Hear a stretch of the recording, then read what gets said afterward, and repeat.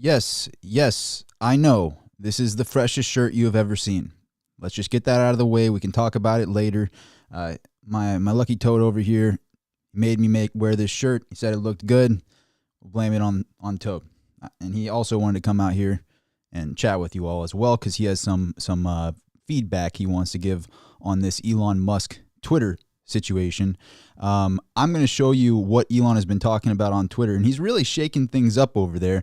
And I have a perspective on why he made this decision, because it's not what you might think on the surface. On the surface, people might think, well, he really wants to just acquire all of Twitter. You know, he wants to get on the social media game, and that's his way to enter the social media game, is by getting a big position in Twitter. But I have some points I want to bring up in this video that might change your mind on that, on what his actual motives really are. So let's get into some of that. But I think that it's, to kind of summarize it, is I think there's a lot more game theory going on here. I think there's a lot more. If you're a chess player, it's like you got your knight out there and there's the rook backing it up. And there's a reason why he put the knight out there, and there's really something backing it up in a way. So if you catch my drift on that.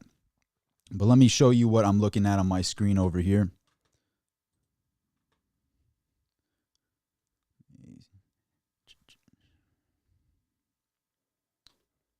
All right.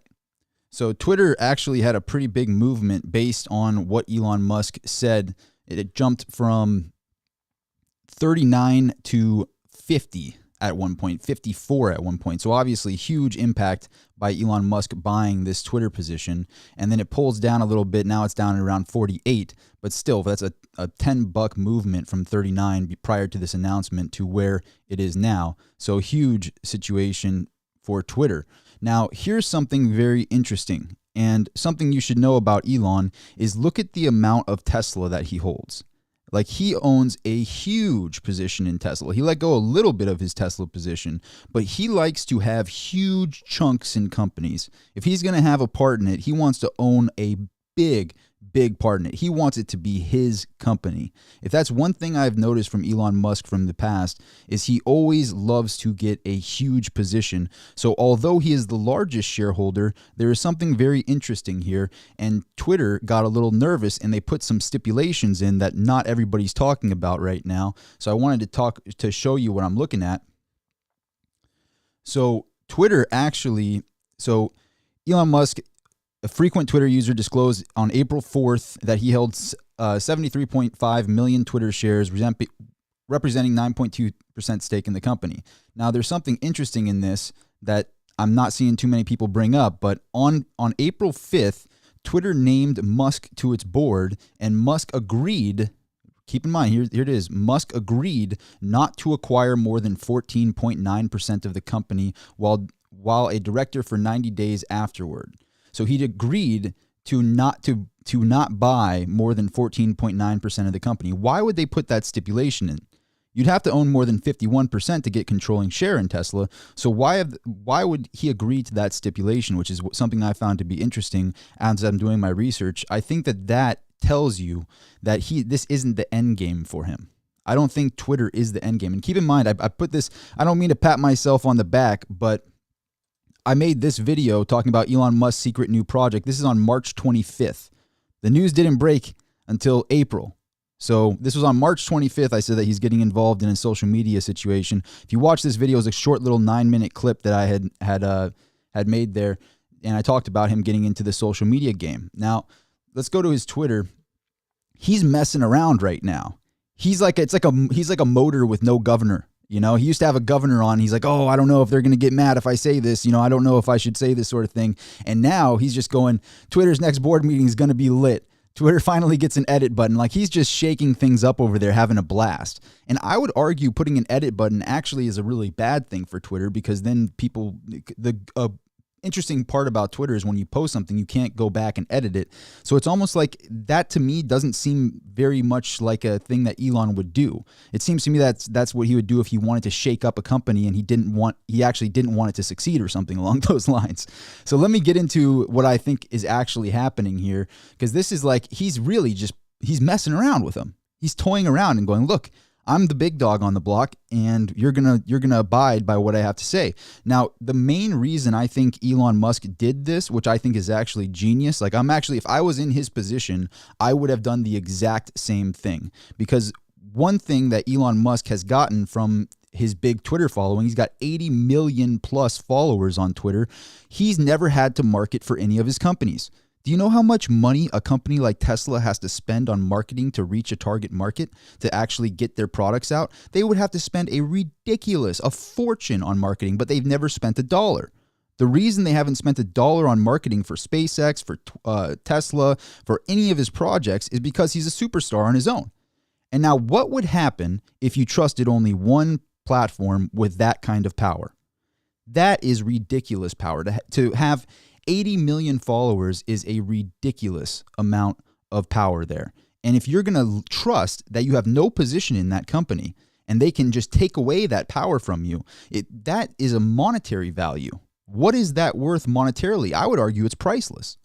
Like literally, so there really isn't a price tag you can put on that kind of market that he reaches, and not even accounting for all the retweets and all the news channels that pick up every single tweet that he puts out. That is extreme power, and people don't look at it from a perspective of monetary gain. The monetary gain is he could literally post a picture of a hat that he's selling and sell it out in 2 minutes. He's did it with flamethrowers. He's done it with all kinds of stuff, and it's because of this huge following. The value of that, again, I think is priceless. Any car he comes out with, anything he does, he can just post a tweet, boom, reaches the entire world. So if you're trusting Twitter, who has gone and taken people off the platform, that's a lot of trust you're putting there. So what was he doing by making this move? Let me go back. And if you agree with me, I'd appreciate you smashing the like button, because if you do, it helps this video reach out to more people, and I'm trying to reach more people. So if you could do that, take that 1 second. Appreciate it. But let me go back here. Boom. All right. So what I think is going on here is now he has that ability to have that marketing machine that does what it does for him, what we were just talking about. And at the same time, he has an inside scoop on the competition. Like imagine if your goal was to eventually come out with your own social media platform. Now look at this. This is what's so beautiful and why I related it to chess in the very beginning.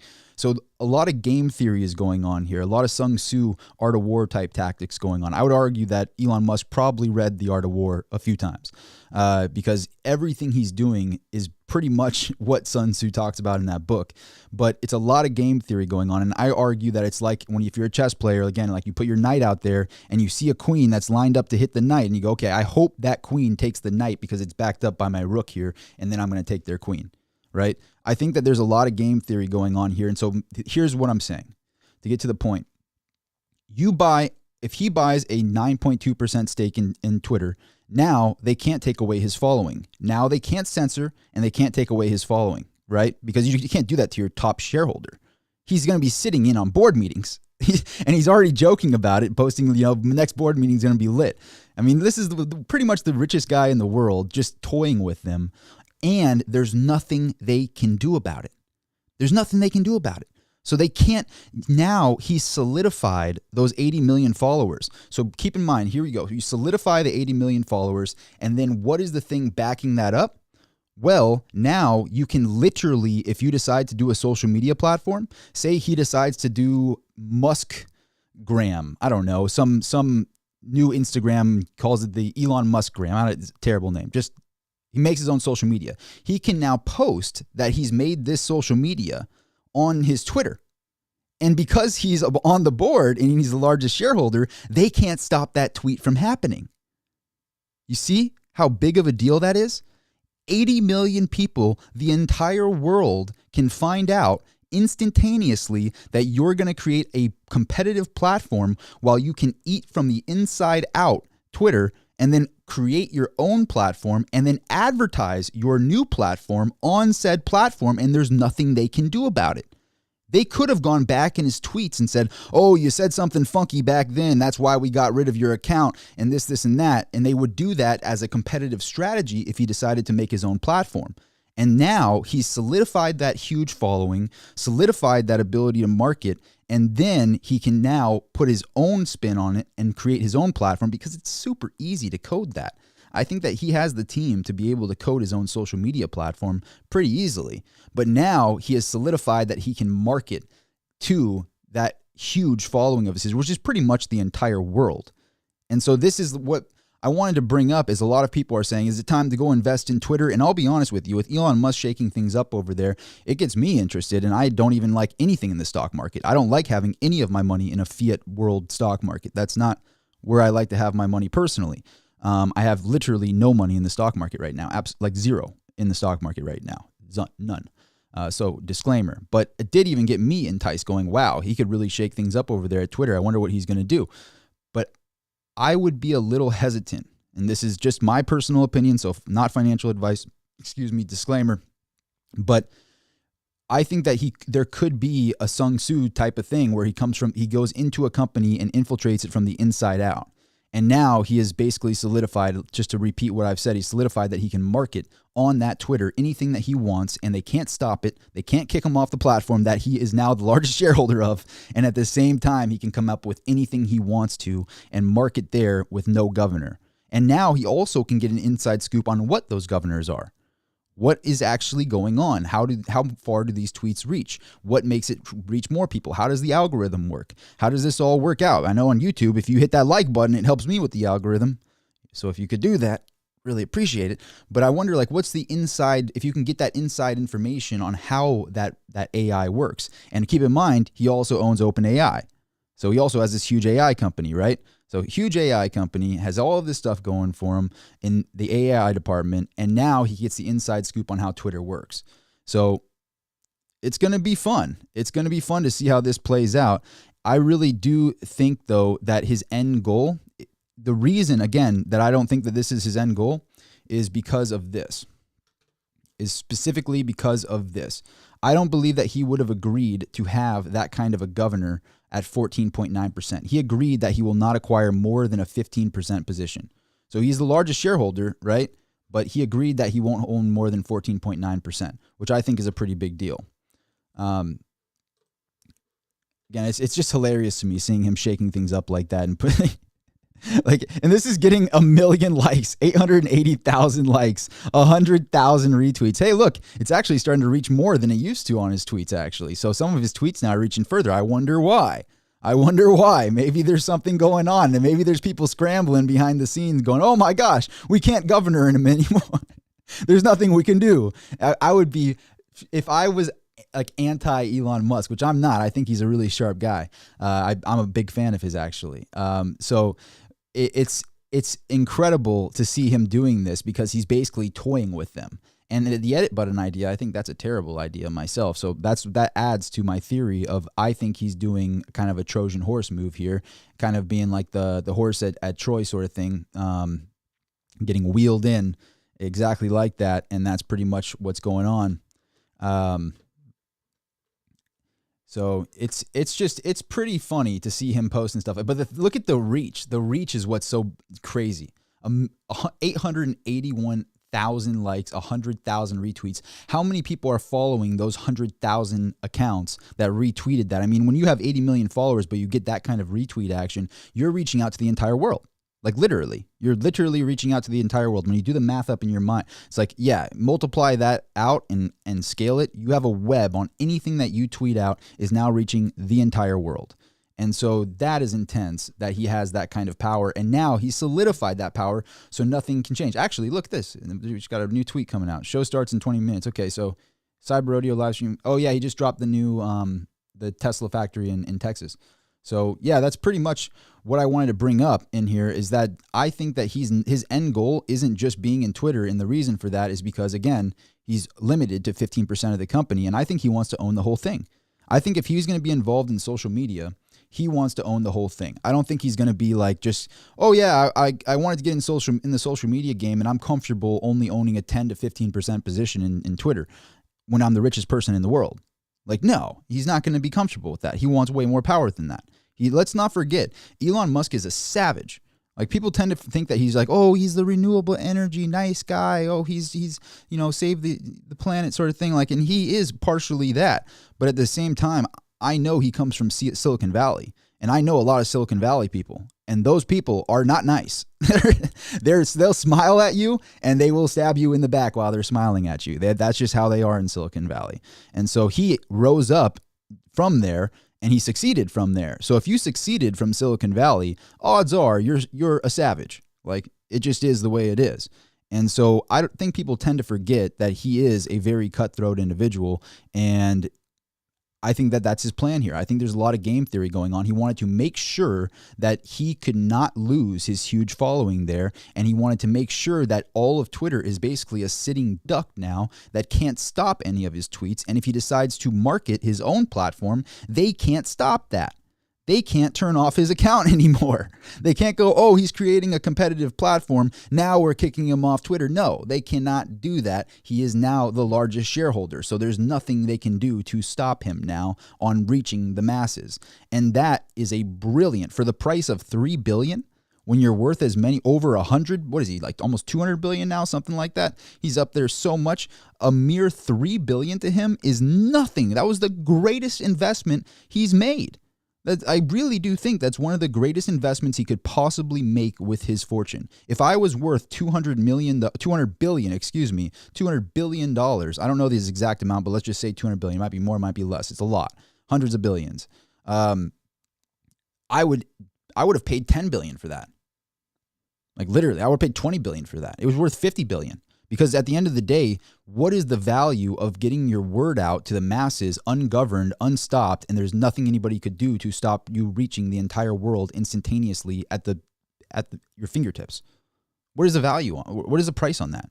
Go back before we had iPhones and stuff and talk to somebody who was the richest person in the world back then and say, hey, you can have this power. You go, I would give up half of my wealth for that power, because that's crazy. That's crazy to have that.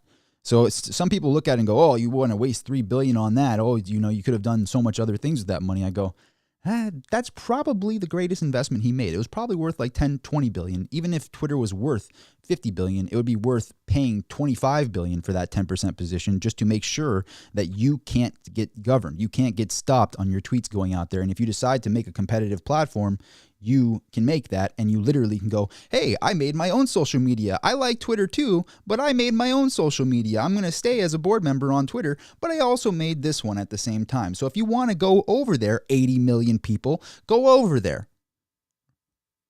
That's what I think is the end game here. And that's what I think nobody's talking about. And keep in mind, I did bring up that he was getting in social media back on the 25th of March. I showed that video. If you want to go check out that video, it's a little 9-minute clip on the channel. If you're not subscribed to my channel, please do hit that subscribe button. I put my lucky toad right there. I can't say mine. I work for him. So it's my boss right there. He wanted to be on camera, but he's right on top of the subscribe button. So if you want to hit subscribe, make sure you hit subscribe right there. I would really appreciate it if you do that. But I did come out with that video again talking about what's his new secret project. And I do think that he is still working on his own platform. And I think that this is simply a great chess move.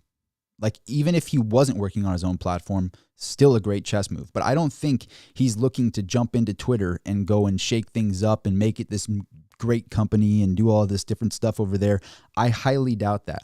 I think he just wants the inside scoop, and he wants to make sure that he can't lose that 80 million following, because he really knows the value of reaching out to everybody. And also, it's not like he has a huge Facebook following. Keep in mind, Instagram is Facebook. So if you're on Instagram, your Instagram is owned by Facebook, which they stole for $1 billion back in the day, which is ridiculous. What they paid nothing for it. That person who sold Instagram probably kicks himself every single day. Talk about why he sold Instagram for $1 billion. But anyway, he doesn't have an Instagram. He doesn't have any other social media. All he has is Twitter. So all of those eggs were in one basket for Elon. And I had been talking about this in multiple videos on the channel.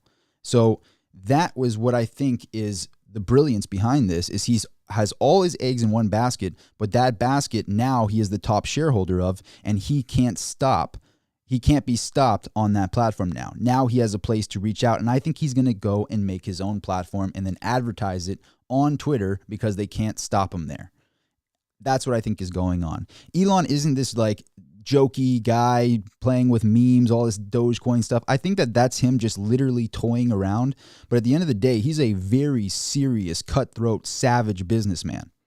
That is who he is. People tend to forget. And I look at what he's done in the past, and I've watched all of his stuff, and I just go, this guy thinks 10 moves ahead. He is constantly running game theory in his mind. And if you know what game theory is, he is thinking, again, like a chess grandmaster, thinking multiple moves ahead. And that's what his plan is. He's looking to make his own platform and then advertise his own platform on Twitter and then basically eat the company up from the inside out. I don't think he's looking to make Twitter into this giant powerhouse. I really don't think he is, because he can only own 15% at most. Point blank. He can only own 15% at most. 14.9%. Literally, he says, on April 5th, Twitter named Musk to its board, and Musk agreed not to acquire more than 14.9% of the company while a director, and 90 days afterwards. Though originally filed Schedule 13G as a passive investor, defined as shareholder who does not intend to extort any control of the company. Yes, right there. Defined as a shareholder who does not intend to exert any control of the company. Musk refiled Schedule 13D later that day, indicating his status as an active investor. So basically, he has agreed to not have control of the company. And I know that kills him inside to know that he doesn't have the full control. He wants to know that he can't be, governed on that platform. He wants to have the inside scoop of how that platform works, but he knows that he can't have controlling interest in that company, which is a problem for him. He doesn't like that. He likes control. He likes power. If he says otherwise, that is not true. Elon Musk loves power. He for sure does. And if he didn't, he wouldn't be in this position. So I think he's going to come out with his own platform. I think he wants to compete. If you're willing to do like OpenAI and Boring Company and all these other side projects, to not make your own social media as a side project would be foolish. Like, think about it. Like, that is the ultimate side project. If you want to save humanity and you're saying all this stuff like that, having a social media where you control everything is probably important on that list to Elon. So I think that is part of it. I also think he's number 8 on the most followed on Twitter. I think even Katy Perry's ahead of him last time I checked. So that's probably bothering him too. Like Justin Bieber, Katy Perry and stuff being ahead of him on Twitter following, that's probably eating up at his ego as well. And this is probably going to help him boost to number 1 on Twitter. That's probably his plan. He probably just wants to be number 1 at everything. The guy is super competitive. So pretty brilliant move on that front. I would bet we should track his following. So at the time of making this video, he's at 80.9 million followers. I bet you that following count starts jumping pretty fast as he starts stirring things up. I mean, these tweets are going viral. Twitter's next board meeting is going to be lit. That is literally it's going viral. I mean, that's everything he's tweeting right now is just going viral. I mean, this one specifically, that is hilarious. And embracing that moment on Joe Rogan is another great thing that I love to see with Elon. I mean, less apologizing, more being like, yeah, I did that. It is what it is. Deal with it. Like he had to deal with so much crap for that, but embrace it. Who cares? If you embrace it, people end up accepting it. And so I want to see less apologizing going on and more embracing it like that. So props to Elon for doing that. But yeah, that's pretty much all the stuff I wanted to talk about with Elon. I think that is his ultimate thing. It was basically to make sure that he will always have the marketing ability that Twitter gives him for all of his companies. Tesla's never spent $1 on marketing and has become the $1 trillion company. A lot had to do with Elon's influence. A lot of it. And not just his influence as a, investor and builder of Tesla, but his influence literally on social media as a celebrity. That influence brought his companies to new levels. At the end of the day, what is a stock? It's a company on the stock market. There's a company on the stock market, and people all go and buy that stock. And if you reach out to millions and millions of people, they will go and buy that. It is a very powerful thing. It's just a numbers game. It really is.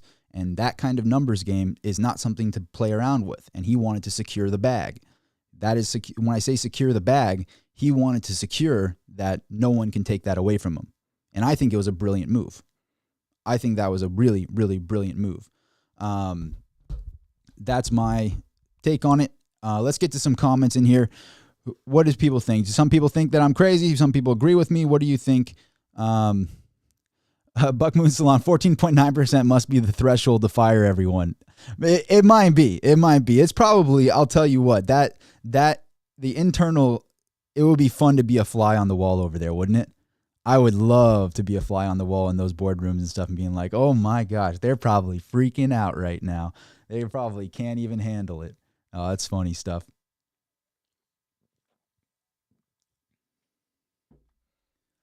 Corey Foster, game theory tastes like electricity.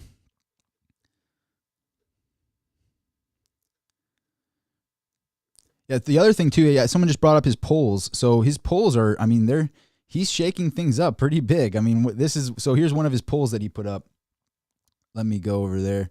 One of the polls that he put is, do you want an edit button? And he made a messed up yes and a messed up no. And it ended up being 73.6% for the edit button. So that's really shaking. And I'm surprised on that. To be honest with you, I think the fact that when you tweet something, it's solidified and you can't go back and edit it. I know on Facebook, you can check their edits. So on Facebook, you can click this little 3 dots here and you can go and check the edit history on Facebook, which is an interesting thing. So you can see like how many times it's been edited, what it changed from the first one, which I think is actually a pretty good concept. If they do that, if they implement it in the same way that Facebook did, then it would be interesting. But if you actually allowed yourself to edit it and nobody knows that you edited an old tweet, that's actually a really bad thing. So why would he do that? I don't know. So that was one of his ways that he shook things up. And then, excuse me, this was the ultimate shakeup. Like that right there had people pulling their hair out at Twitter. I mean, let's be real here. This is some stuff. This is probably why we only got 80 people in here, is because we're talking some real information here. If we bring up stuff like this, the algorithm doesn't like that on this platform if you talk about that kind of stuff. So, it is what it is. But I wanted to bring this up too. He goes, free speech is essential to a functioning democracy. Do you believe Twitter rigorously adheres to this principle? You got less than 30% saying yes. That is a terrible poll on your own platform. Heavy. And he's doing this. And keep in mind, he did this before he even bought the position. That is some savage, next level savage stuff that I'm talking about. Imagine your plan is to acquire the largest shareholder position in this company, and right before doing that, you prove that their user base of 2 million votes, that is a very fair sample of the user base, does not believe they have free speech on the platform.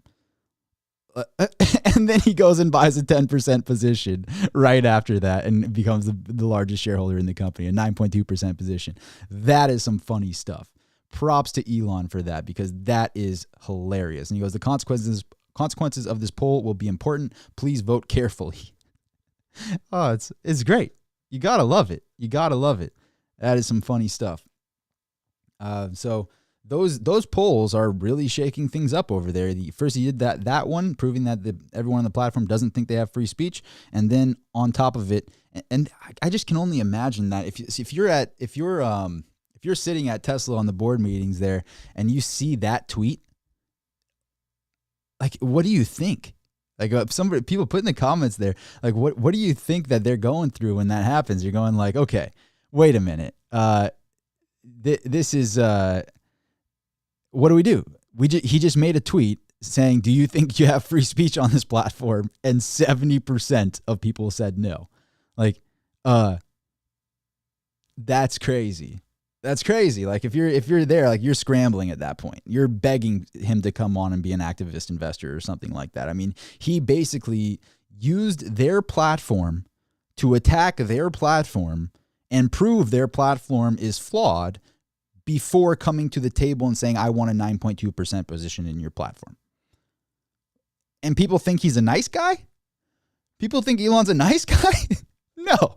Nice guys finish last. Elon Musk is a savage. Let's be real here. Like, that is some cutthroat, savage stuff right there. I have never, like, that is probably one of the most cutthroat business things I have ever seen, actually. Like, just to be real, that has to be the most the most savage business move I have seen in a long time. You use a platform that gave you an influence of 80 million people to then prove that platform is flawed on said platform with the actual user base of said platform that let you get that big following and then go to the board and say, I'm getting the largest shareholder position, or he did it silently. That right there is next level game theory. That there is some impressive stuff. Like, you cannot deny how that is some Silicon Valley. He learned that in Silicon Valley. That's where he learned that, is how to be a savage. Like, that is it. That's what I think.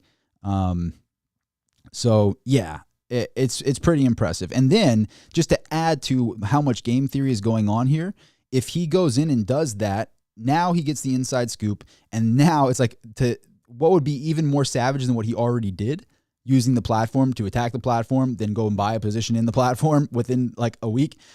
So heavy that he did that. What would be crazier than that is if he used all of that to line himself up to use that platform again to advertise his new platform. That would be the ultimate end goal. And he is a game theory guy. The guy loves game theory. Look at what he does. He says like master plan part 1, master plan part 2, master plan part 3. Like he is a game theory guy. He thinks about every single step methodically. And so there is major moves here going on behind the scenes. There are things turning in his brain right now that I don't think everybody's looking at. And that's my perspective of it. I know everybody's probably seen this video a million times. And, I from all different types of people around here on YouTube. But that's my theory. Hang on here.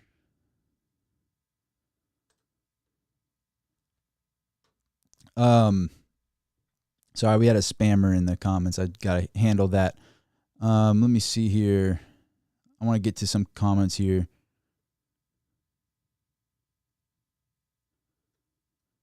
There's a reason why Steve Jobs refused to shake Elon's hands. Steve considered Elon as a clown and a fraud. Ooh, sharp words from Zane. I think that, you know what I think it really is? I think real recognizes real. And at the time, I think that he was afraid of him. That's what I think, to be honest. Like, I think Steve was like, I've studied Steve a lot. I'm a big fan of Steve Jobs. And I like the way that, like, when I'm building my website, for example, when I've been building Mineral Exchange, for anybody that goes and checks that out, shameless plug, but you'll see that it's very simple. It's very just to the point, one button here, one button there sort of thing. And I got that simplicity is the key to brilliance sort of thing from Apple, from Steve Jobs' textbooks, like from reading all of the stuff that he's done, is that simplicity thing. And so Steve Jobs had this way about him that he wanted to keep things super simple, but he's also he is the original Silicon Valley savage. Like, he is a real cutthroat individual, super competitive. So when he gets to the table with somebody like Elon that's also very competitive, those two egos, they can either go together or they can clash really hard. There is no other option. So if he wasn't going with Apple, then they're going to clash. And what Elon was working on is something that Apple's been talking about behind the scenes. Apple's been wanting to make an electric car for a very long time. That was probably in Steve Jobs' mind for a long time. I would think that he even had some thoughts about it. I don't know if they implemented the project back when Steve was alive, but I know that they had been working on an electric car for a very long time. So they probably stepped on each other's toes. Probably was a major clash that went on. I would imagine something along those lines. But yeah, it's funny. Buck says they're both Asperger's. I've been told that I have that. But I think that they could have gone together, but I think that they clashed. I think that's what happened. And I think that he saw him as competition. I think that that's really what it comes down to. And they couldn't take it. But at the end of the day, I think people really underestimate Elon, and I think that he is up to stuff. And the thing is, now it's like he remembers being in a position where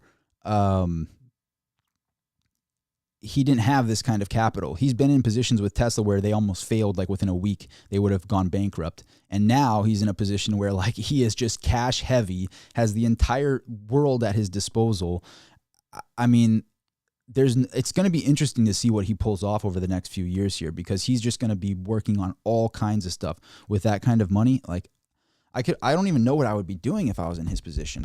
If I had that kind of capital and that kind of influence, that kind of power, I mean, I would have been working on a social media platform years ago if I was him. I would have been working on it. I'm just trying to put myself in his position on what I would do.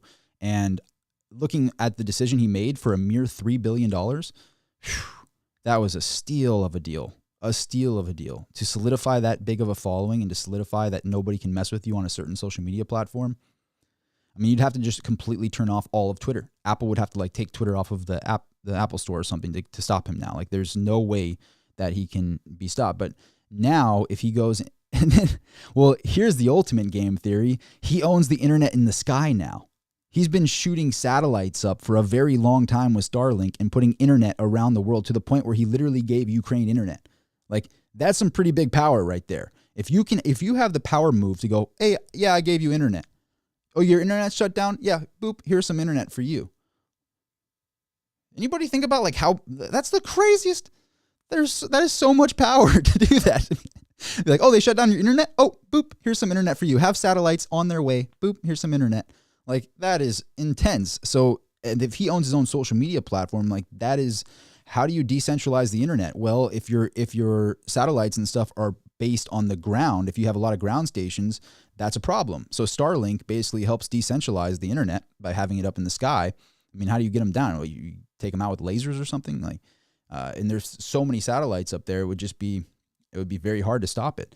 So I think that everything that he's doing is lining up for something here along social media.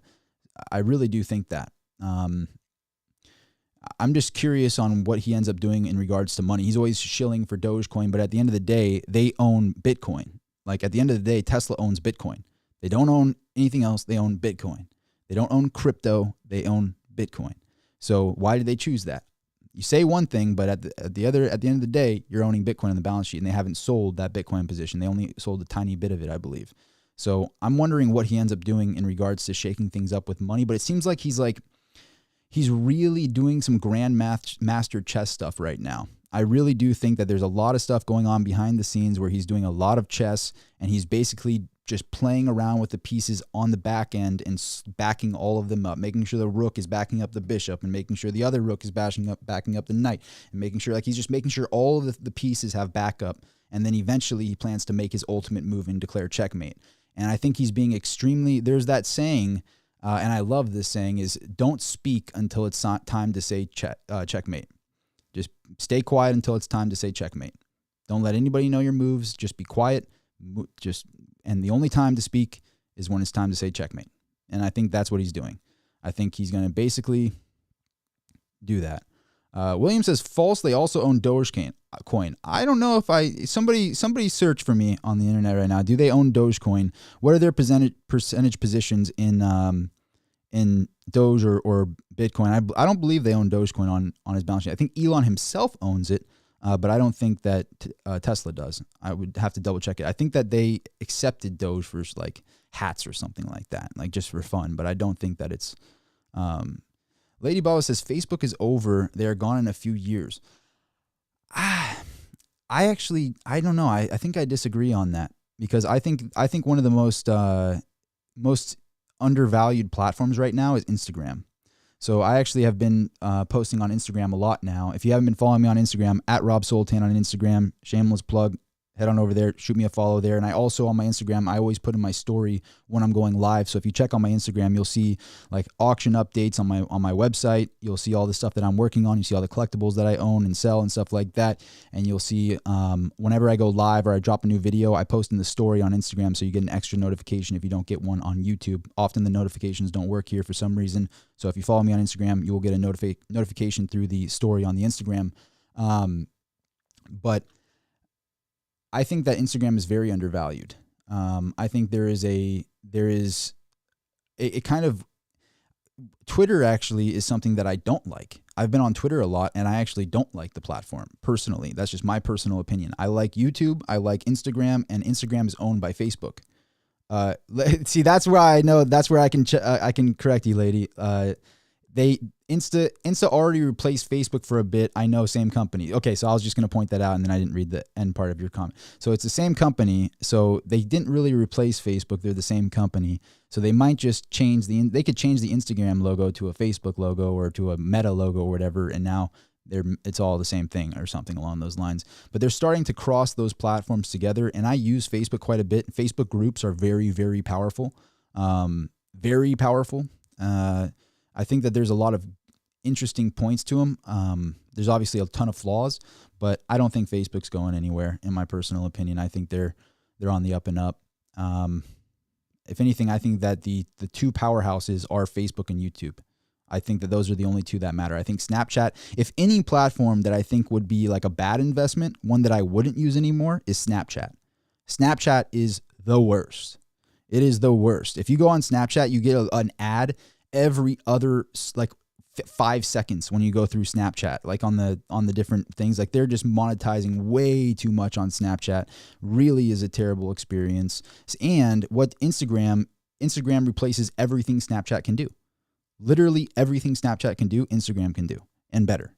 So I think if there was one platform that I think was going to fail, it would be Snapchat. I think Snapchat is like out. I think the people that own Snapchat, props for not selling it to Facebook, but Facebook is a way better platform than Snapchat. I think Snapchat is I would never ever think to invest in Snapchat. So if I was going to call out one of them, it would be Snapchat. That the UI, everything on that platform is terrible. Yeah. So I don't even use it really. So that's why I don't like Snapchat at all. But Facebook, on the other hand, I think is on the up and up. I think that Twitter is. I think he only did this because he has so much influence on Twitter. I think he didn't have time to be making like photos and stuff for Instagram, because you got to put in a lot of effort on your photos and stuff for Instagram to build a following there and whatnot. With Twitter, it's very little effort. You're just putting out a little tweet, and that's why there's so much spam and stuff going on, because such little effort to reach out to people on Twitter. But Instagram is a bit more complex. Same thing with Facebook's original platform. So Elon didn't like those, and he went to Twitter, and now I think he just did that because that's where he has the most influence. So that's what I think is going on there. But yeah, a little bit of a rant on that subject. I'll get to a few more comments, and we'll keep this feed. We'll get this feed for another, I don't know, maybe we'll go another 15 minutes or something like that, 20 minutes. But I'm looking at all the comments right now. Let me see what you guys are saying.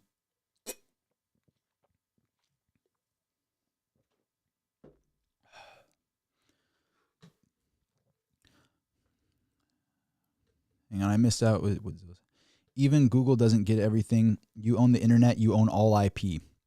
That is a great point by Zilla. He says, you own the internet, you own all IP. That's pretty heavy. And Elon did that. I mean, like, I would argue, like, this is how much game theory Elon has. This is how much game theory he has. And I appreciate you bringing that up, Zilla, because I think you're dead on that one. Really, like,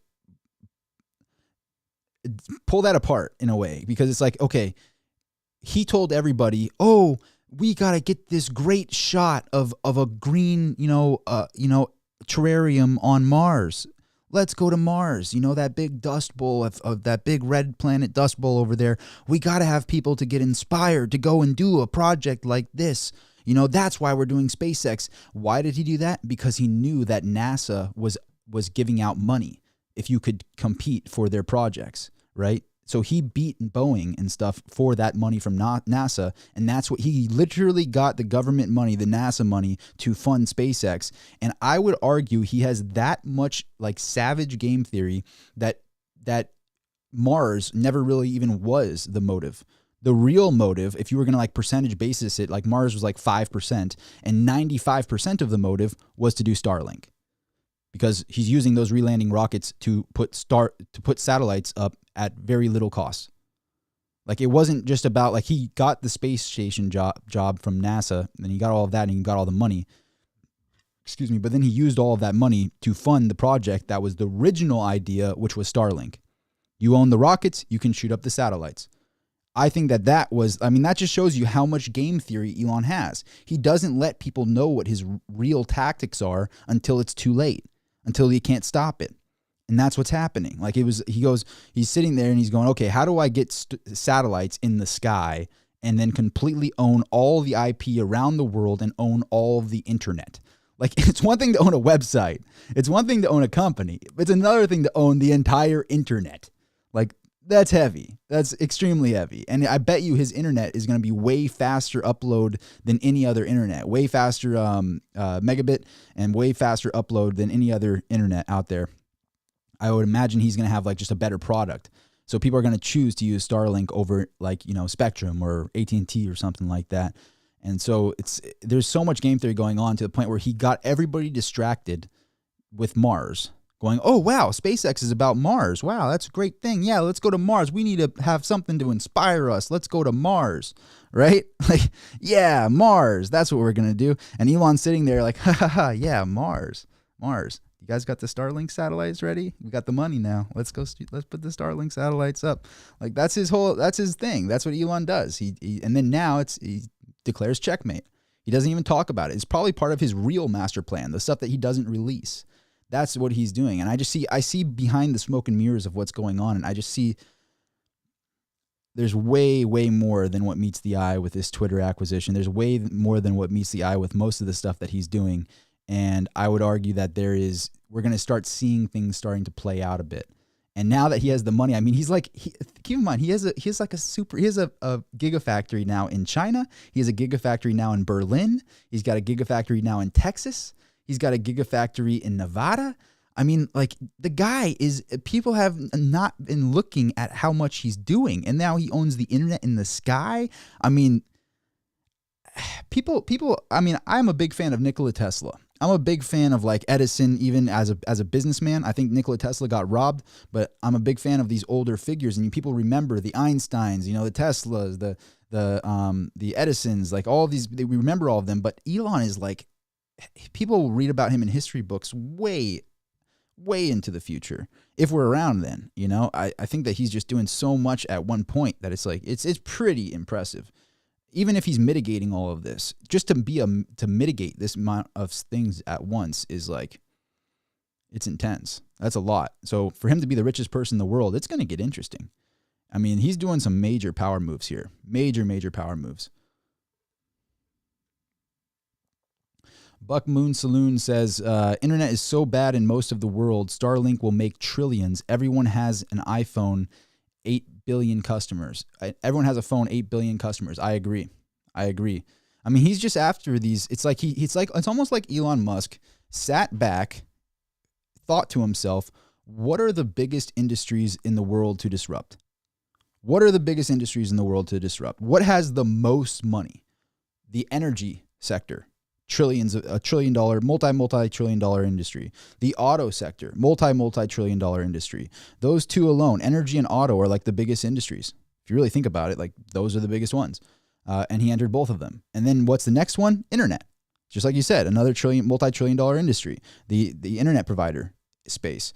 So I think those are probably the top three. I mean, like if you were to say what has the most money as like a market cap, like what has the most addressable amount of money of different industries, it would be energy, auto, and internet providers. Like, I really do think that, I think even more so than like iPhones. I think those industries reach out to way, way more money than even iPhones could. I think iPhones are like $1 trillion, like maybe 1 trillion or in the hundreds of billions, but they're not like multi-trillion dollar industries like this. There's only so much money you can make off of the actual hardware on things. So pretty wild, the stuff that he's working on. I think he'll probably be the world's first $1 trillion man. I do think that he'll probably be the we'll say it more correct, the world's first $1 trillion person. It could be a woman that becomes the first $1 trillion person. So it could be either way, but I'll say he could be the first $1 trillion person out there. All right. Don't cancel me. Let me see. I see another couple comments going here. What's up, Philip? Rick Carlton says, question, Elon is an amazing person, but does he really need to monopolize all aspects of life? What happens if he passed the throne to someone else? You're asking the wrong person on that, because I'm a capitalist. I believe in capitalism and I believe in free markets, and I think he is a winner at capitalism and he's a winner at free markets. And it's his right to do what he wants to do with his winnings. So I don't know. I might be the wrong person to ask that question. I believe in capitalism. So I don't believe in like virtually any aspect of socialism, not even any of it. So I guess that's the way. I want a small government and I want more capitalism. That's what I want. So he won. He won the game of capitalism. He played the game and he won by the game's rules. It is what it is, you know? So that would be my answer to that. I think that he's got all the right in the world to do everything that he wants to do. And I think that the thing is, actually, I would like to dig a little bit deeper on that. Because if you talk about monopolizing something, right? Like if you what's a good example? The USPS. So the USPS is government ran, right? There's no incentive there.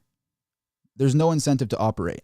And I'm actually looking for new shipping suppliers for mineral exchange for my company, right? Because I use USPS and I've been using them for a while. They do a decent job, but they have these old like dune buggy cars, right? Everybody knows these USPS cars, these old dune buggy cars. You know that those don't even have air conditioning in them? And I got a point here that I'm making with this. Those cars don't even have air conditioning in them, right?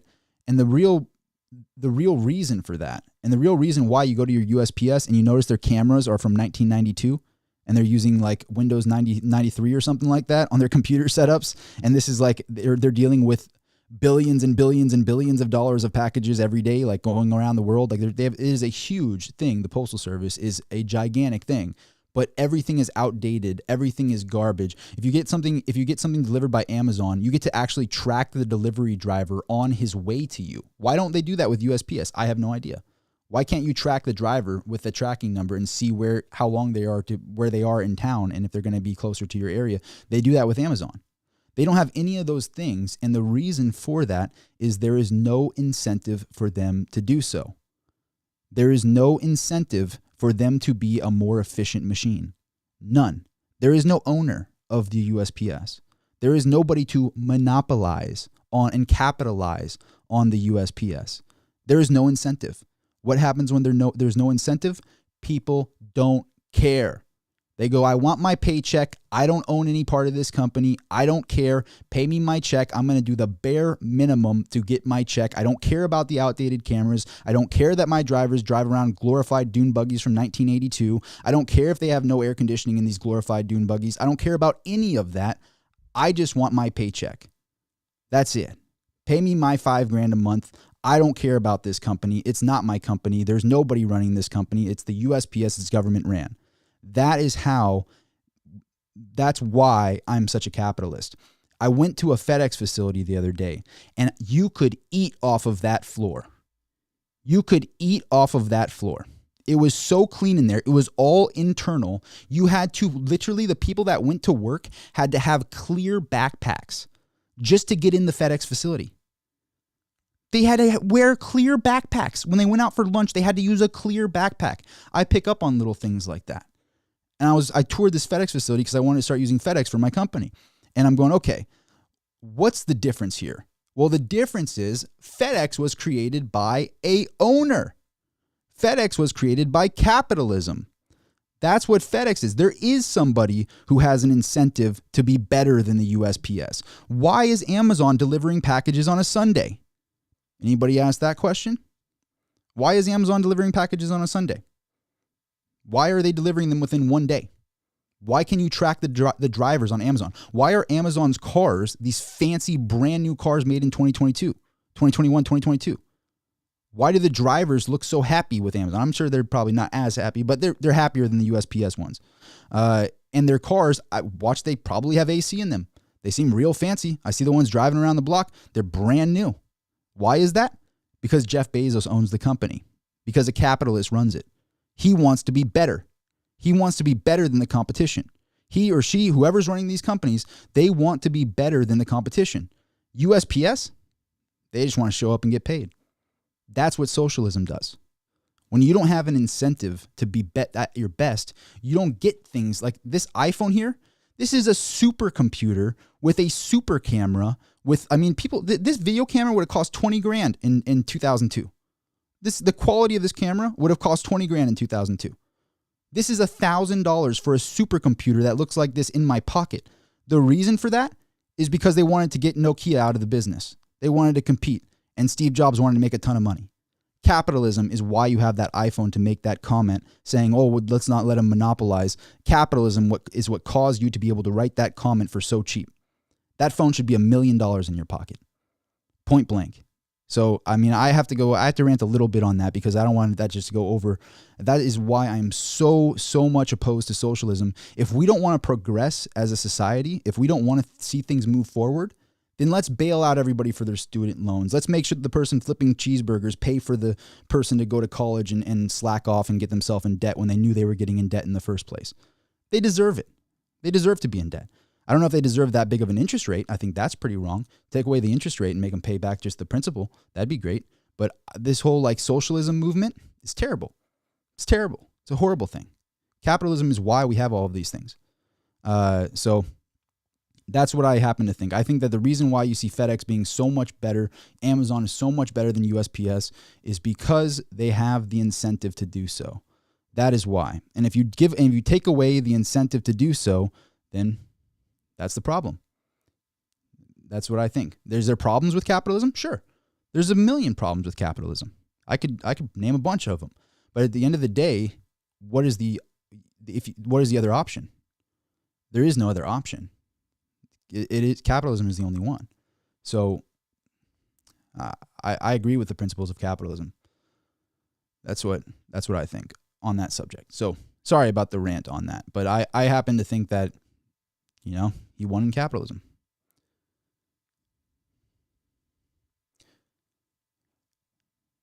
Agent Snoopy says USA is not capitalism. It bails out oil companies and banks all of the time. I agree. They are not. It is not pure capitalism. It is not pure. It's close, and there's huge flaws with it. But I agree. When I talked about I've talked about this on the channel a lot actually. When we talk about like Bank of America getting bailed out in 2008, 2009, that should have never happened. They should have let them fail. Real capitalism. Agent has a good point. He's got a good point. That is a good criticism. And that's how like I want everybody to comment your points on here because that's a great point. And that should be said. They shouldn't have been bailed out in 2009. A real capitalistic society would have went to Bank of America and said, "You ran a bank like trash. You did a garbage job running the bank. You failed. We're not bailing you out. We're not using the people's money to bail you out. That's not happening." The problem is the whole fiat currency world. They had to, or else the fiat currency world gets exposed. So in that situation, I mean, they let Lehman Brothers go out. Why did they not bail out Lehman Brothers? They specifically allowed Bank of America, probably because it had the most users, probably because it had the most people in that bank. So they had to protect it on that front. It was too big to fail. Yeah, what Zilla just said. But yeah, it would be nice to have a pure capitalistic society. We're close, but not even. Well, we're not. I don't know if we're close, but we have the best. We have the best of the worst. That's the best way to put it. We got the best of the worst. That's what it is. The best of the worst of capitalism. So it is what it is. But that's a great point, Agent. I appreciate you saying that. I always plan to do these live streams for like 30 minutes to get to rant for a little bit, and then I end up going live for like 2 hours. So we'll keep this one around an hour. So I'll get to a few more comments here, and then we'll call it a close. If you're not subscribed to the channel, if you're in the live feed and you're not subscribed to the channel, you know what? Don't even click it. Don't even click it. I don't even know why I say it anymore. Don't click the red button. Yeah, reverse. We'll use reverse psychology. Don't hit the red subscribe button. Please don't do it. Don't do it. But if you could, I would appreciate if you did or didn't. I don't know. If you hit the like button or hit the dislike, one of them, one or the other. Maybe, hopefully the like. But it helps with these videos, getting them out to more people. I'm trying to get this channel to get more reach, and I'm doing the best I can. And I could do a little better. I could do a little better, actually. I need to get more. I've been spending a lot of time building the website out, and I've been getting a lot of good feedback on the website. If you're not registered on the new website, mineralexchange.com, a lot of people have been asking, where can I buy silver? Where can I get it from? Where can I get precious metals? My website just dropped. So the auction house is live. I think we got like $5,000-$6,000 worth of rare items on the auction house right now. A lot of bids coming in too. So I could show you guys a little preview of it. if you want to see what I've been working on, I'll give you a little preview. A lot of people have been wondering what I've been working on behind the scenes. Let's see if I can show you. All right, I can show you. I will show you what I've been working on. So this is the reason I haven't been making as much content as I should. So am I doing my best on YouTube? No, I could be doing better. I said that. I'm like, I'm doing my best, and I thought, nah, I could be doing better on YouTube. I've been spending more time on my platforms. This is my new website. I've been building it out. Took a lot of notes from like Steve Jobs and stuff on basically making things as simple as possible. There's only one button. If you click here, it'll just take you back to the home screen. So one button to enter site. After you've registered an account, there's just auctions and buy it now. That's it. Nothing else. So very, very simple site. If you want to see the auctions, these are the auctions I have going on. I specialize in vintage silver, which is more rare bars. If you want to get, like, this is a rare set of silver kilos. Excuse me. See, this is the auction here. And then you just basically, people have been asking me what it is to verify the account. You click that and you have to pay a $1 thing. It's a one-time $1 thing. And that's just to verify that it's an authentic bidder. And so you pay the $1. It's not to profit. It's just to prove that you're a verified bidder. And then you're verified forever. You can bid on all the auctions indefinitely after paying that little $1 verification fee. I really didn't want to have to do that, but proving that they're authentic is a big deal. So that's that. But yeah, that's what I've been working on for a while now. Let me go back here. There we go. All right. So people that have been wondering what I've been working on, that's what I've been working on. But we'll be making a lot more YouTube videos. But I've been taking a lot of time. It's one thing to build a website, but it's another thing to actually operate it. And like, because I'm doing all the photos, all the operations, everything. I'm a one-person operation. So spent a lot of time coding that. Spend a lot of time building it. And I'm still, every day I wake up and I have a new idea and I'm working on it. And now, like, I actually implemented, because like when somebody registered, it was accidentally getting their accounts to go into spam. And so I figured out how to code. Make sure to check your spam filter when you register an account, because you have to like prove that that's your actual email. I don't want just anybody getting into the back end. I don't want anyone that doesn't prove that's them on their email, and I don't want anyone bidding that hasn't proved that they're an authentic bidder by paying that little $1 verification. It's not to make a profit. I don't care about. And ironically enough, you know that PayPal takes 50% on $1. So like on a larger amount, they take 2%, but PayPal takes they literally take out 48 cents on that dollar verification bid. So I get 52 cents on that. And I'm thinking to myself, on a percentage basis, PayPal is a savage. Like, they took that much out of the dollar verification fee. Anyway, that's just to prove that your account is authentic, and then you can bid. And I just want everybody to know that they're legitimate bidders bidding on these auctions. But the cat's out of the bag. I was coding an auction house for a long time. I was talking to everybody on the channel going, I'm working on something behind the scenes. I'm working on something behind the scenes. And it was building my own auction house. And I plan to scale that auction house to being a very large one in the future. So it's not just about, for me, the reason I won't advertise other channels, like somebody talked to me about these, I don't want to give any advertisements actually, but there's companies reaching out to me now, like, we'll pay you this if you shout us out on your channel, we'll pay you this. And I don't want to advertise for anybody. To this day, I have not done a single advertisement on my YouTube. Maybe that changes in the future if I actually like the product. But the reason for that is that I want to build my own companies. Like, I'm building Mineral Exchange. I'm building my own auction house. I don't really want to advertise for other companies. So on my channel, you might see the regular YouTube ads, but you won't see like me stopping this like Peter Schiff is always stopping. Look, Raycon wireless. This is for Raycon wireless earbuds, and this is for I don't think I'm gonna be that person. I don't know. Maybe somebody will clip this or something in the future and be like, "You lied. You're advertising now." I guess the only reason I would advertise is if I actually liked the product and it actually was good. That'd be the only reason. But as of now, I have not answered any of these emails. And there's a lot of them. I'll be completely honest with you. Even though my channel is smaller, there's a lot of them. And I just don't. If you support me on Mineral Exchange, then we'll keep it going that way. I would rather be the person that I'd rather advertise my own stuff. Anyway. Tree Climber, 92 likes, update.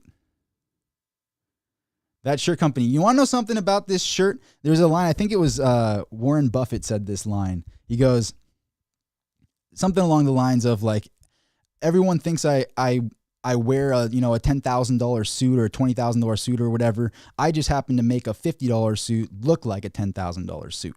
I completely butchered it, but it's something along those lines. Like he makes the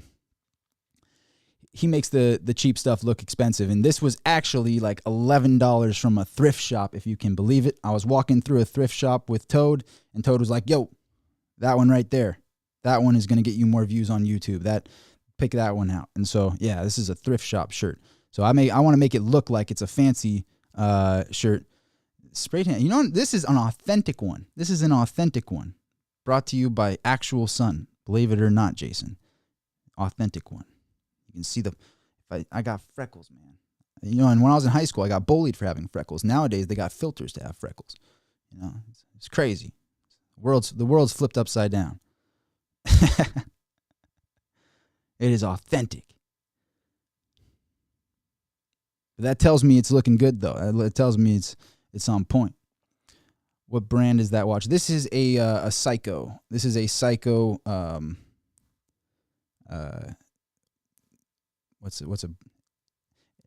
Anyway.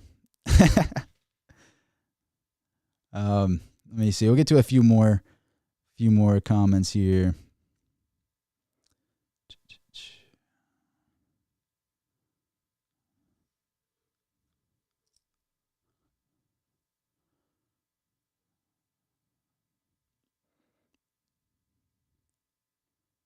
What is that? That's a company that should be paying me money, that little block clock company. They should be paying me money. A lot of people ask me that, Jay Knight. And actually, you know what? It's not that great. It doesn't update as much as I would like it to. So there's that. There's that. I always appreciate when people say smash the like button. If our viewers actually say smash the like button, that means a lot to me. I appreciate it, Crypto King. I have to say it. I say it all the time. Retro says, "Am I going to one of the trade shows?" I don't know. I've been hesitant to go to these trade shows. Like I don't know if I would like traveling right now. Maybe in the future. Maybe I'll start traveling a little bit more in the future and start going to these trade shows. But it's kind of a weird thing when you're traveling around with money and stuff. Like, I don't know if I like that. I like being in my element with my own security and stuff. So maybe in the future, but I don't know. I would rather just be in my own element, sort of thing. But maybe in the future. Ark says, do you like Elon or no? I'm a fan. I have to be honest. I'm a fan. A lot of people don't like Elon. I think he's winning, and he's an extremely intelligent individual. And I think if you watch his interviews, it proves that he is he's not a artificial intelligent individual. He is a real intelligent individual. So nobody can take that away from him. Nobody can take away the guy is extremely intelligent. Maybe you don't agree with him. Maybe you don't agree with capitalism. Maybe you think that he's got, some cutthroat tactics and stuff. But at the end of the day, he's an extremely intelligent individual, and he makes some beautiful products. Like, I just wish people that drove Teslas would just say, like, I like the car because it's better. I don't like the car for the tree hugger aspect of it. I don't like the car because, of the green energy movement, because it's still operating on coal, uses a lot of coal. If you charge your Tesla with a home charger and you don't have solar panels, which 99% of them do, they're using coal. So there's that. I just wish people would be like, I drive a Tesla because it's faster than all the other cars on the road and the technology's better. I like having a big iPad on my center console. I like the way the car stays in the lane for me. I like the technology. The car is a fancy piece of tech. I like it. If you said that, then the product's fantastic and there's nothing to really say about it. I think people will not like him because he will, say that he's for the green energy thing, but the truth is he uses a lot of coal. So I would just say that we make a better product. Electric cars are better than gas cars. And I would admit that. You have way more room in these cars, like way more storage space and stuff, because you don't have to have a gasoline. I mean, you're really driving around with like a liquid bomb attached to your car with these gasoline tanks. If you really think about it, like, gasoline is pretty outdated on its technology. It's still efficient, still works great, but it's just a better technology, really. But the thing is, it's like, it still operates off coal. And I think that's where he gets a lot of his criticism, is that he gets like the carbon credits. He uses the government to his advantage. He basically writes down the rules of the game and is willing to cheat or do whatever to win at that game. That's what he does. He's a game theory guy. He says, oh, NASA's giving away this money if we can get the space station project. We're going to get that money. Oh, we can get money off these carbon credits. We're going to get that money. He just basically is winning at the game. He didn't write the rules of the game. He's winning at it. He read the rule book, found out the loopholes, and exposed those loopholes. Props. Like, I got nothing bad to say about him. Props. You know? That's how I feel about it. Zilla. Some solid comments coming out of Jay, out of Zilla.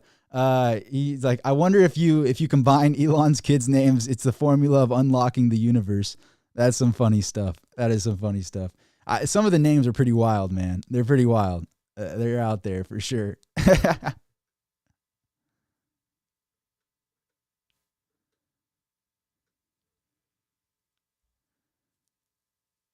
Jason says, nice tan is definitely on point. Now I'm going to have to bid on one of your auction for vintage bars.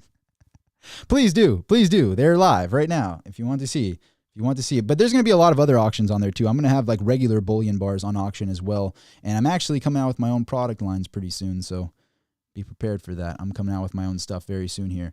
But yeah, on auction right now, I got these kilos are the vintage Johnson Matthews are pretty rad. And those are only at 1,700 right now. If people have to understand the vintage silver bar world to understand how a 7-ounce bar is going for 1,300 and how a 4-ounce bar is going at 11, just know all of my auctions start at 0 with no reserve. There is no reserve. All bids have to prove they're an active bidder by paying $1 to verify who they are, and everything starts at 0 with no reserve. I could lose, I could win. It's wherever the free market decides. All auctions start at 0, so that's where they're going for. So a lot of people are going to learn about the vintage bar world because of my website. A lot of people that are just traditional stackers are going to learn what vintage bars are turning into. And people that have been in my Facebook group and people that do my live feed, that have been in my live feeds when I do live sales in the Facebook group and stuff, they've been learning about vintage. And then some of the biggest vintage bar collectors are now coming from just the regular bullion world because they didn't realize there was a rarity to silver bars. They didn't realize that silver bars from the 60s and 70s are worth a big premium compared to bars that are made yesterday. I mean, if you really think about it, if you go into detail on it, like a Morgan silver dollar is, a Morgan silver dollar is like a 1 ounce of silver, right? And there's Morgan silver dollars that go for hundreds of thousands of dollars, $20,000 for a rare Morgan silver dollar. And it's a 1 ounce silver coin. Same thing with the 1 ounce gold coins. There's 1 ounce gold, old St. Gaudens and libs and stuff that go for tens of thousands of dollars, hundreds of thousands of dollars because they're very collectible. And the person that made those coins wasn't thinking they were going to be rare. They weren't thinking that when they made the coins. Same thing with the Pokemon cards. Nobody thought when you're making a piece of cardboard it was going to be rare. Nobody thought it was going to turn into this like $1 million Charizard or whatever. That's what happens. And so people are realizing that the vintage silver bar world is very real. And there are a lot of collectors coming into the vintage bar world, which it's getting interesting to see it happening. So my company has always been wrapped around vintage bars. Mineral Exchange was vintage bars from the very, very beginning, back when nobody knew about them. That was where I specialized. But now I'm planning to kind of bring it out to the masses in a way with the site. And there will be just regular bullion. On my site right now, I have some pretty good deals going on just regular, like that. The 10-ounce bars that I have these generic Fleur-de-Lis 10-ounce bars that I think are going for like lower than what AppMags, like what my competitors have. I have lower prices than a lot of my competitors on those just regular bullion bars. So I'm going to have a mixture of both. I'm going to have regular spot type stuff, and I'm going to have rare stuff on the site. And it's up right now. The auction site is live. I was talking about it for a long time, and now it's actually live. So it's cool to see it in action. Yeah. Morgan's not. He's correct. Retro said it's 90%. Yeah, you're correct. There's not a full ounce of silver in a Morgan. The point is just that there's a lot of money for these Morgans, but at the end of the day, there's still just less than an ounce of silver.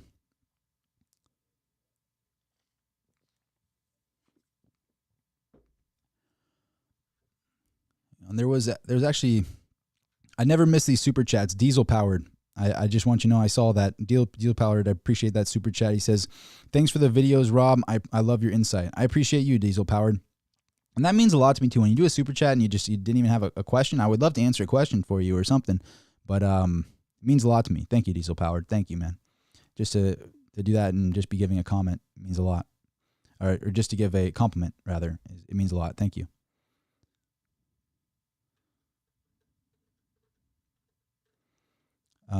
Joe Mama, I appreciate the super chat, says, are you more focused on silver or plat?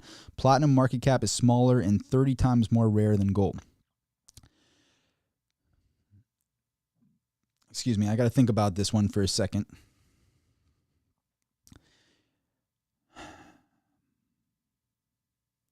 I like both a lot. Like a lot. And I like palladium a lot. Even though palladium had a big pullback and it hurt this pullback, I'm still buying palladium. I think those three metals are the best places to be. I like palladium, platinum, and silver, much more so than gold. I think palladium, platinum, and silver will double a lot faster than gold will hit 4,000. That's what I think. And that doesn't mean gold's bad. I just think that palladium, platinum, and silver will double faster than gold can double to 4,000. So I like all of them. If I had to choose between platinum or silver, that'd be really tough. That'd be really tough. I like both of them. I think I would choose silver. I think silver is more widely known, and I think that silver could easily double back to $48.50 an ounce, and it's extremely used by industry. So is platinum, but silver is just used by so much electronics, so much medical equipment, things like that. And it's such a unique metal, silver. It is the most reflective and the most conductive metal on the planet. Pretty big attributes. Now, platinum has some big attributes as well, being so dense. I don't think it's the most dense, but it is a very unique precious metal. But silver just has some really unique traits to it, and I think silver is starting to catch on big time. So I think silver. But I have to really think about that hard. Like, I wouldn't sell all of my platinum and palladium to go all in on silver. I would just continue to buy all three. I like those. I like those three. But that would be my answer for that. I hope that answers it. But if I had to choose, I guess silver would be my choice if I had to. But I would like all three. Retro Habit says, I collect old first-gen PCGS, NGC, and ANA-graded coins. Huge premium in the collector market. Come to the numismatic side. I've been in the numismatic side. I could pull out some super rare coins right now. If you're on my Instagram, actually, I could pull that up on my Instagram. Before I end this live feed, I'll show you my Instagram. Don't laugh at my cheesy photos and stuff on Instagram, all right? I'm trying to grow on the Instagram thing. But yeah, I collect coins as well. Here's some of my hang on, I'll show you. So this is on my Instagram. So if you're following me on Instagram, you would see this already. So hint, hint, go follow me on Instagram. But these are some of the coins that I just purchased recently. I've been in numismatics for a while. So I actually am a big fan of old holders too. These are old PCGS first generation holders right here. So what do you think of those coins? This coin, I actually graded this one a 66, if you can believe it. I think that is so undergraded, it's crazy. This one is easily a 66. It's already a CAC sticker. And then this one I think that this one's probably a 65. The old first generation holders are so undergraded, it's crazy. I should post videos of these just to show on my Instagram, to show how undergraded the first gen holders are. A lot of people don't know that. But there's a big game where you can just crack those out and resubmit them and get higher grades on them, make a lot of money. But yeah, I'm a big fan of rattlers. So when you say that, I'm with you. I started in numismatics.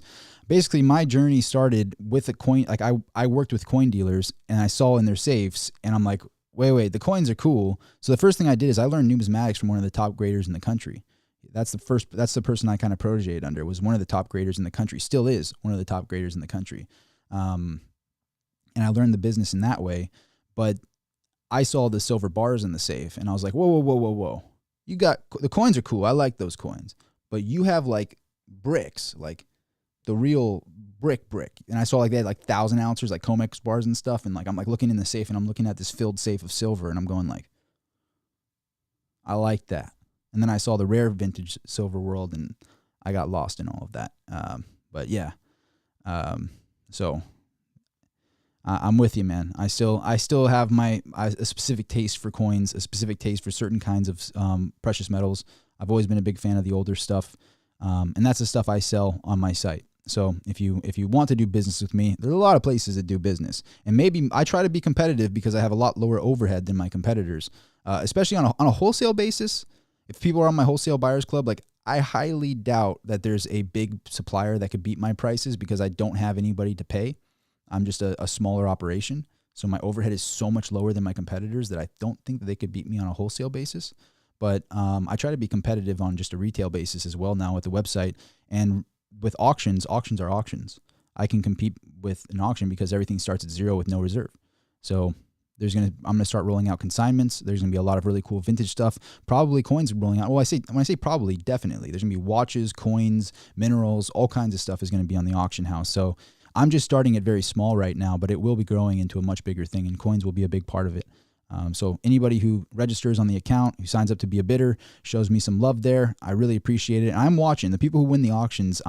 I've been calling the people that actually win the auctions myself to say I appreciate it. And so anybody who supports me in the auction house thing and wants to get involved there means a lot to me, and I'm watching it. So that'd be the place to get my attention. I'm really excited about growing that, and I've probably spent 2 years designing and going through the formatting of an auction house and building it out.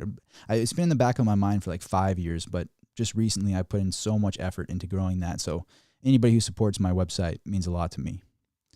That's something that I'm planning to grow, and it will get better and better and better as I go along. Do you collect historic knives and swords or ancient war medals? I would love to.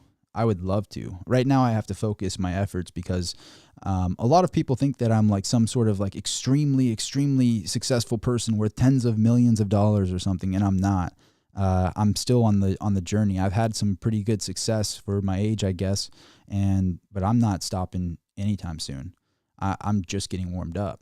So people that are watching with me and are pretty much on the journey with me.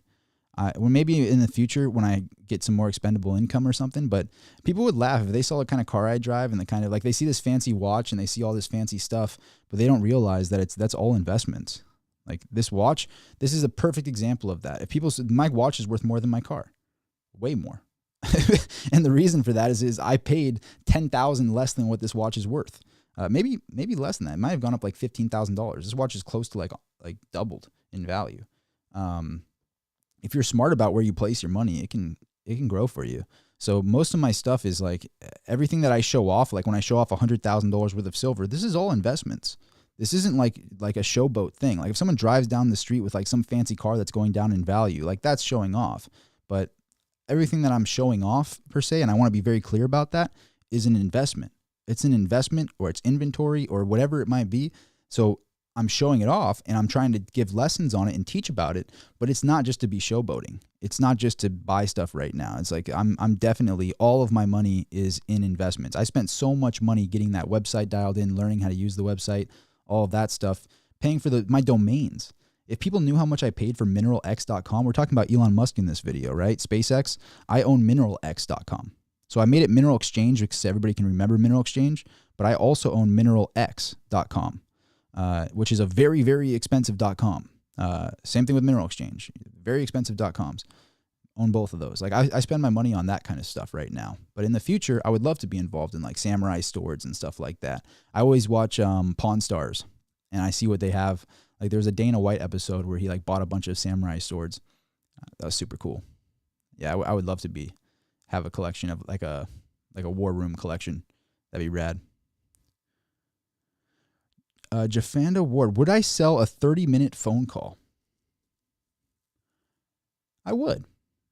But I would want somebody to get more than just the phone call.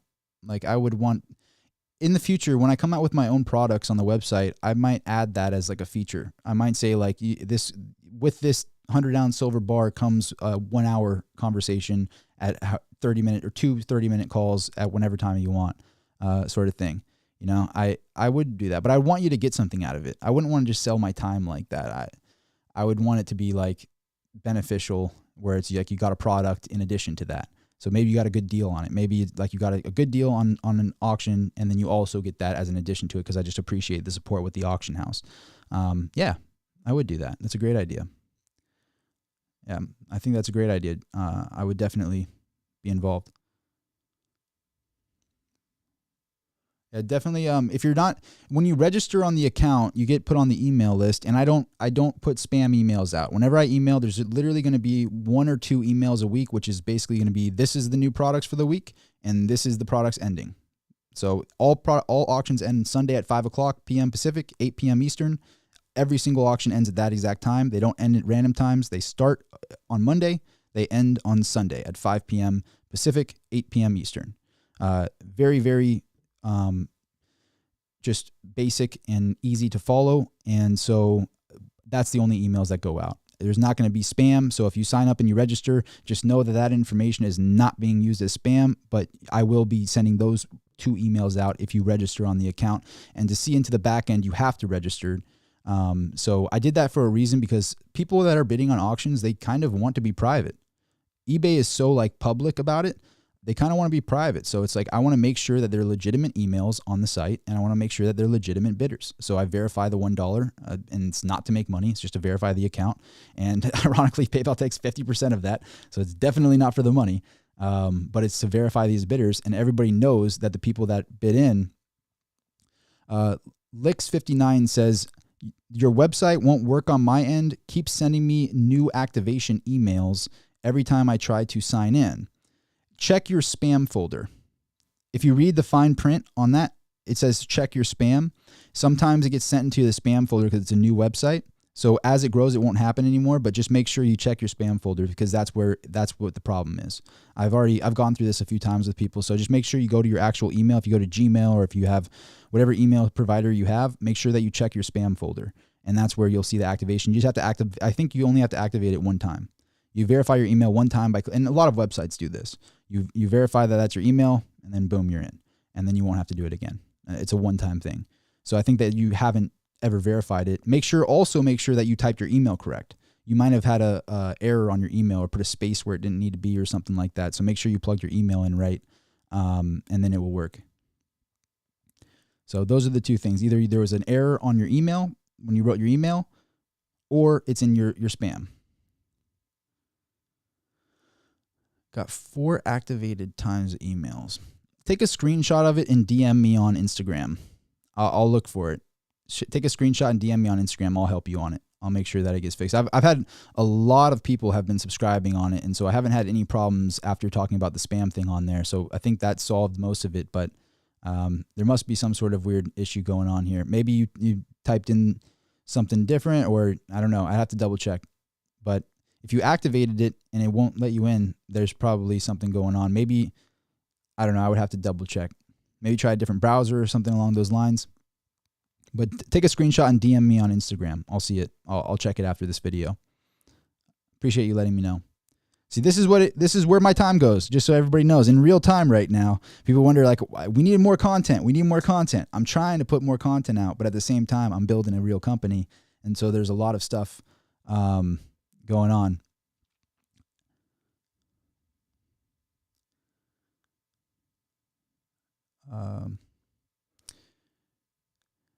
Beto says, "Wow, man, you look tan. Were you at the beach?" Yeah, I've been running a lot. That's my way to get stress off of me, as I go on like 30-minute runs and kind of just go by myself and just go on long runs. And so that's probably why I'm getting tanner. I usually run with my shirt off and just go for a 30-minute run, 40-minute run. Social media will build a company quicker than anything. It's true. I mean, the mineral exchange is profitable on day one. So there's that. I mean, it's definitely, but I mean, I've been building mineral exchange for like 5 years. So I guess that's not accurate. It wasn't profitable for the first 2 years. So everything's a process for sure. But Lix, who's trying to get into the website, if you get into the back end, I think you can probably still get into the back end, even if it's asking you to verify. Maybe it's just asking you every single time. Maybe you're using a private browser.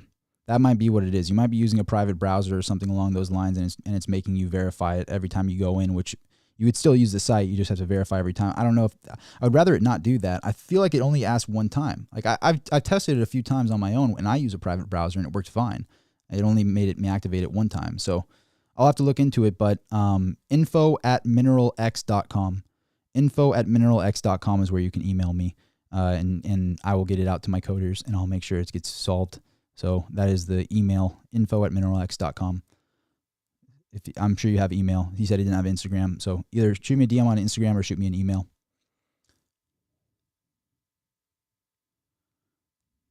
But definitely sign up on that, and I'm watching it.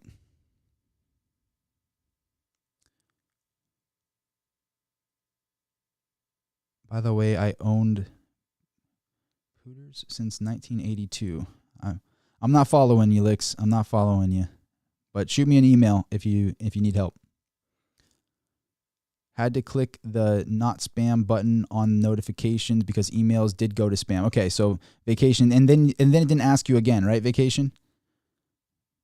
Like it should only be a one-time thing. But if you read, like I specifically coded on the registration thing that. Anyway, I don't want to get too into my website. This video was to talk about Elon.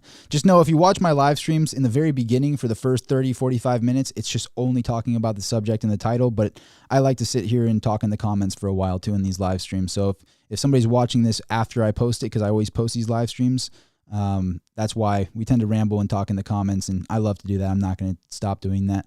But the video is in the beginning. If you don't want to watch this part, you don't want to watch this part. But I like to get through the comments here and talk with everybody in here. If everybody is so kind to be here in these live streams with me, I appreciate you all.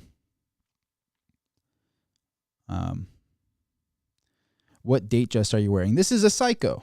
I actually didn't even correct myself. I said that earlier. Someone asked me, like, well, what kind of watch is that? It's like, it's a Psycho. It's a Grand, I don't even know the sign. It's a Yachtmaster. It's a all original matching with all paperwork and everything. Original Blueface Yachtmaster. I like the old school Yachtmasters. I found them to be super undervalued, and it turns out they were when I bought them. But if you want to see it,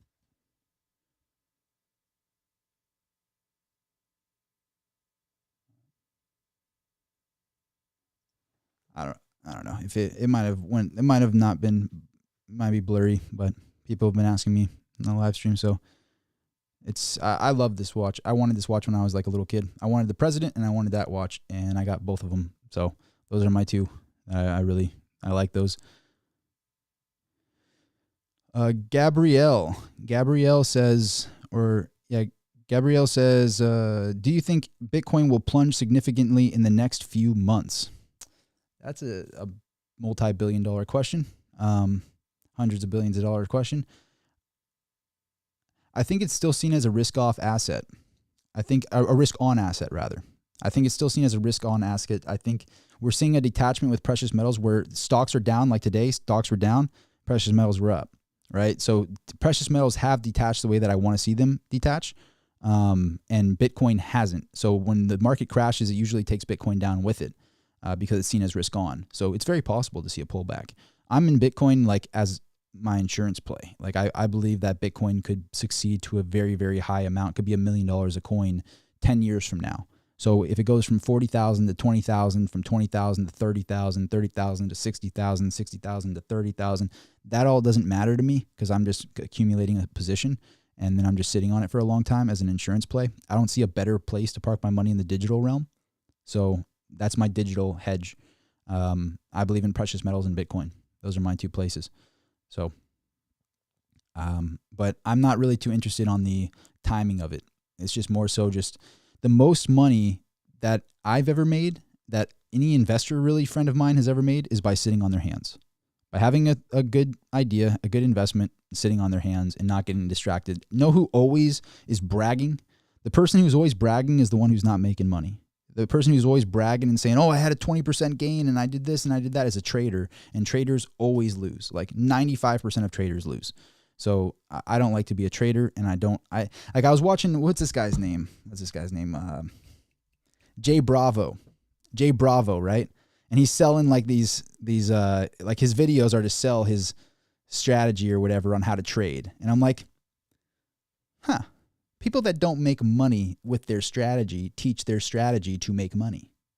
Isn't that so interesting? So you're selling a trading strategy, but you're a trader. So why don't you use your strategy to make you money, guy? Anyway, I don't like traders. I'm not a fan. I don't like trading.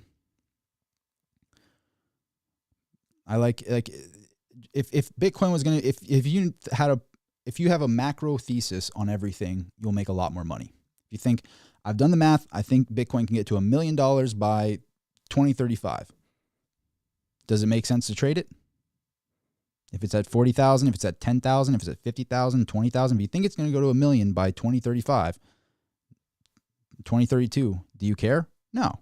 You just keep accumulating a position and then forget about it. Just keep accumulating. But I guess it depends on like where you're at in a way. Like if you have 10,000 to your name, then you're thinking more in a way of like, how do I get my original nest egg together? I would argue being a trader is not the best way. It's more gambling, but I mean, I guess it depends on where you're at. But traders always lose. Like most of the trader friends of mine, they like to like put screenshots out. They'll put a lot of screenshots showing their gain. I'm up 10 grand on the day, but they don't show the day they're down 20 grand the day before. And they show the 10 grand up day. And they're like, buy my course. I'm up 10 grand today.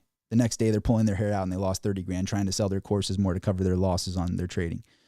But anyway,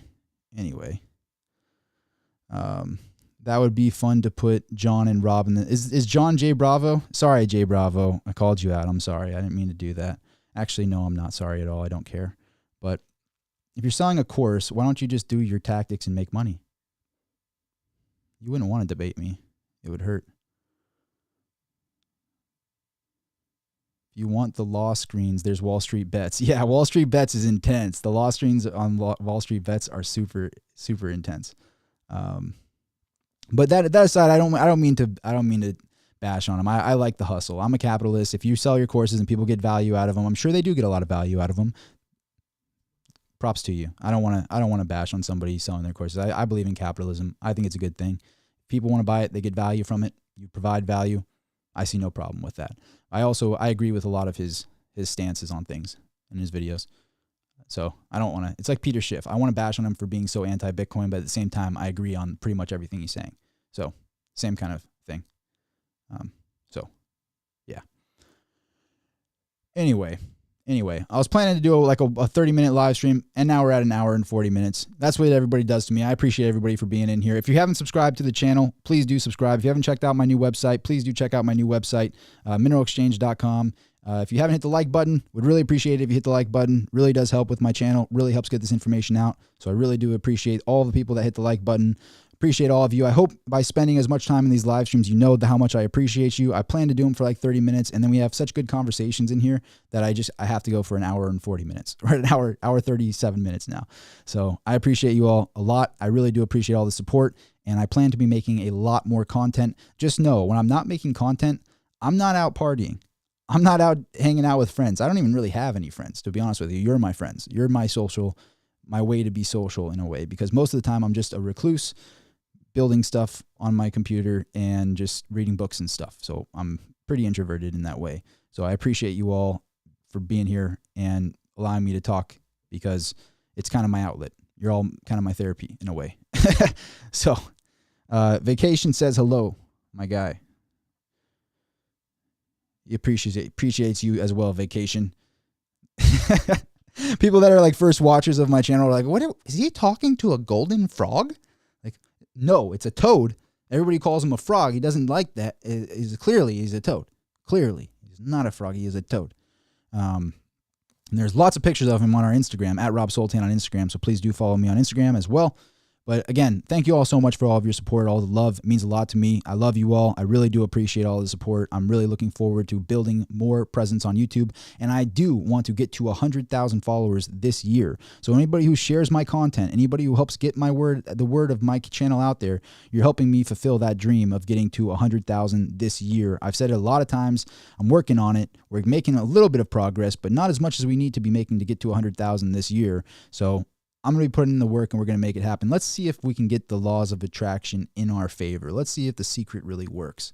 I will get to 100,000 followers this year in 2022. Before 2023, I will get to 100,000 followers. Let's clip that. Let's see what happens, because I really do believe it, and I am going to put in the work to make it happen. So let's see what happens. Thank you all again for being here. See you at the next video. I'm going to sign out. I plan to do these live streams a lot more often, because I like doing the unedited thing. I like talking with everybody towards the end of these videos and stuff. So it means a lot to me that everybody's in here. Have a great rest of your day, and I will see you at the next video.